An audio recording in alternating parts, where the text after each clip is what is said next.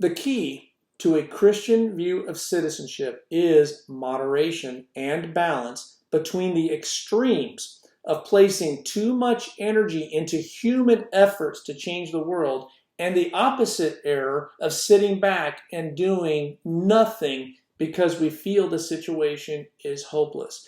Remember, with God, nothing is hopeless. The Christians should not have an overly optimistic view of human efforts, as humans are corrupt. They can never be corrected by human effort. Injustice is always going to be present in the world, and it will remain until Judgment Day. No amount of utopian dreaming, and we have a party that keeps talking about this utopian view, no amount of human effort is going to remove it. Dreams of an earthly utopia based on human effort is doomed to fail. As long as we are in the world, we will have to live with evil.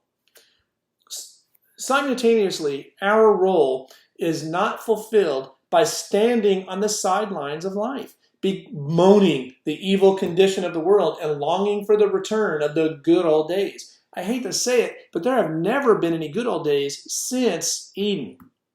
We are here to use the gifts that God has given us today in the present. God tells us not to trust in human effort and not to worry about the future.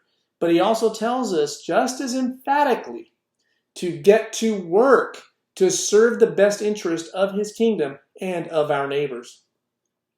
Someone wrote, and I don't know who wrote it, Bobby could do a good Google search on it, but anyway, maybe somebody out there will tell me who wrote it. It just resonates with me.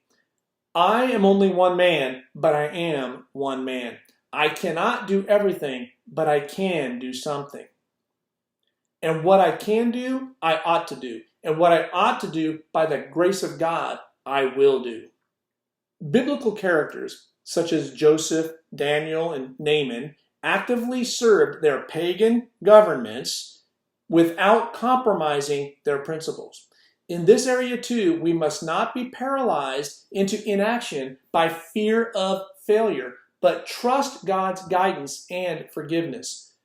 We can serve the government better than a Christian because only a true Christian can have truly unselfish motivation, for he realizes that true happiness is not a life cluttered with possessions and accomplishments, but a life filled with Christ. A Christian citizen does not have to grasp and claw for his own advantage. He can risk himself and his own interests. He can let go of self-interest because he knows that Christ is his solid foundation. So in conclusion, there's a quote. I'm going to conclude with a quote from Lance Wallnau. Dangerous times call for leaders that threaten to undo everything hell is trying to pull off. Now is the time for a gathering of enlightened warriors. No more timid dreams. The battle of your lifetime rages in the heavenlies, and God answers by releasing new champions to the field. This is your hour. God bless you. I love you all. And peace out.